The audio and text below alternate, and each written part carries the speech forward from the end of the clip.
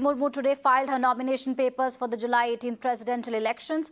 She was accompanied by Prime Minister Narendra Modi and top union ministers, including Home Minister Amit Shah and Defence Minister Rajnath Singh and Party President JP Nadda. Besides NDA leaders, YSR Congress's Vijay Sai Reddy and BJD leader Sasmit Patra, who are not part of the alliance, were also in parliament to back her nomination. AIADMK leader Paneerselvam and M. Thambidurai, JDU's Rajiv, Ranjan Singh were also seen there. Draupadi Murmu, if elected, will be the first tribal president and the second woman in this post. She is pitted against opposition's candidate Yashwant Sinha, who is likely to file his nominations on June 27th. मुझे लगता है कि NDA के जो उम्मीदवार के रूप में भारतीय जनता पार्टी और तमाम संगठन ने जो तय किया है, पूरी तरह से श्रीमती द्रौपदी मुर्मू जो आदिवासी वनवासी क्षेत्र से आती है, और मुझे लगता है कि पहली बार इस प्रकार के लोगों का चयन हुआ है और निश्चित रूप से भारत की राजनीति में एक राष्ट्रपति के रूप में आने वाले दिनों में ये बहुत बड़ी बात होगी। देखिए, मैं इस विषय में अपने नेतृत्व को बहुत ही बधाई देता हूं कि उन्होंने एक ऐसा कैंडिडेट जिसकी आज के समय में बहुत बड़ी आवश्यकता एक लग रही थी। आखिर ट्राइबल जगत का भी एक बहुत बड़ा स्थान अपने देश में है, इसलिए एक ट्राइबल कैंडिडेट को देकर के एक बहुत ही अच्छा काम किया है। I think it's not about politics anymore. It's really about sending the message of inclusiveness and letting a strong message go to the whole country that when it comes to important issues like these, and especially when it comes to a candidate like this, that we are all united and one. 76 साल बीत गए आजादी का, इतनी बड़ी आबादी, इतने बड़े भूभाग में जनजाति रहने वाले, उनका कभी किसी ने सुध नहीं लिया। मोदी जी ने अपने कथनी और करनी को एक रूप करके समाज के निचले पायदान पे रहने वाले उस समाज के लोगों को आज देश का राष्ट्रपति का उम्मीदवार बनाया है। Coming from a very humble background, but however she is educated and she has got a very good stint as a legislator and as an administrator. So I think the NDA, our Honorable Prime Minister and BJP has taken a very appropriate decision, and it is reposing the confidence in the tribal sections of the society as well as tribal women sections of the society. All right, I'm joined by senior journalist Sanjeev Srivastava on the broadcast. Mr. Srivastava, thank you for making time and speaking to Mirror Now.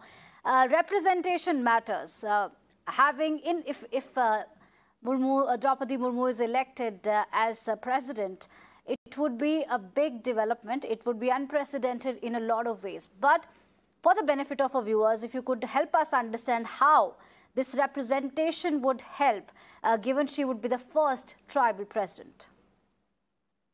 Well, nobody can fault or say anything wrong about this choice. I think it's a great choice. It ticks all the relevant boxes. She is a woman, she is a tribal, she represents a segment of society which has not been represented in Rashtrapati Bhavan. So it's a great choice. And I don't think that there is any real contest for the president's election.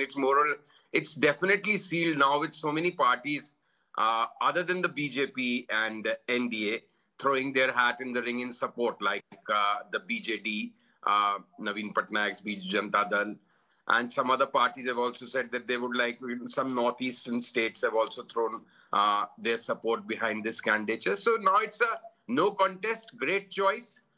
The only thing which one can say to strike a little bit of a discordant chord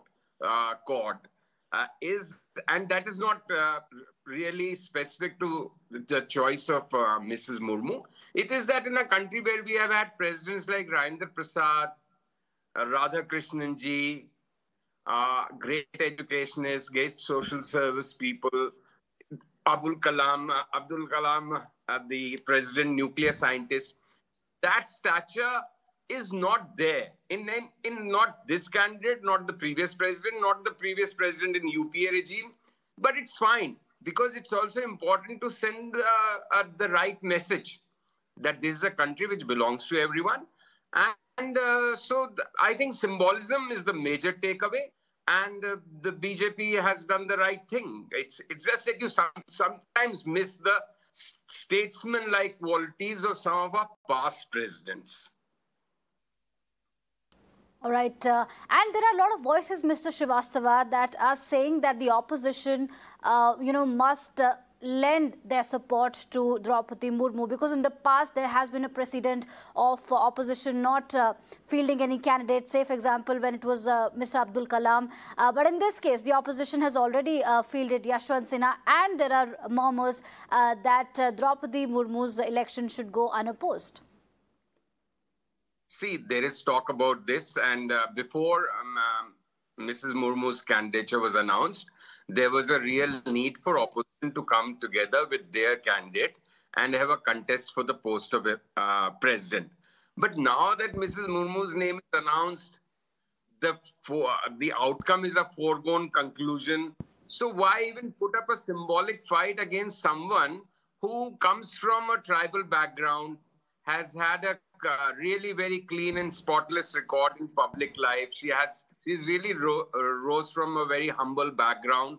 So it would be in the fitness of things if the opposition withdrew its candidate, because in any case, Yashwant Sinha ji is unlikely to win the election. And if there was a politician, if it was a regular contest, that election would have sent a message that the opposition is not just throwing in the towel and is there in the fray regardless of the outcome. But that's my thinking. I don't think the opposition will withdraw its candidate, but it would send a good message, and it may help matters in a manner of speaking. All right. Thank you, Sanjeev Srivastava, for speaking to Mirror Now on this big update. And on that note, we'll take a short break. Stay tuned. We'll be back.